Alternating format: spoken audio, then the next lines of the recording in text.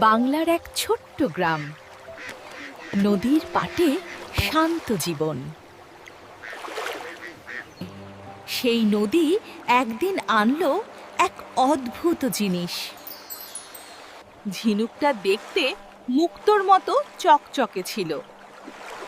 স্ত্রী রূপা নদীর ধারে কাপড় কাচ্ছিলেন।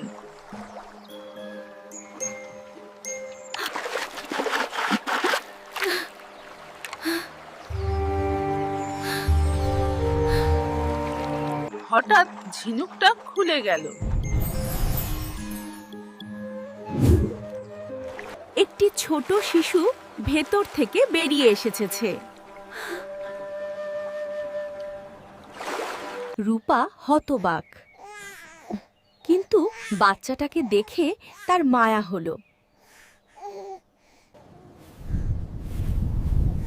শিশুর নাম রাখা হয়েছে ঝিনি। ঝিনি হাসতে হাসতে নদীর দিকে ছুটে চলেছে। ঝিনি বড় হতে লাগলো। নদীর জল ছুলেই ঝিনির মুখে হাসি ফুটে ওঠে। একদিন আকাশে কালো মেঘ জমলো। ঝিনি থাম!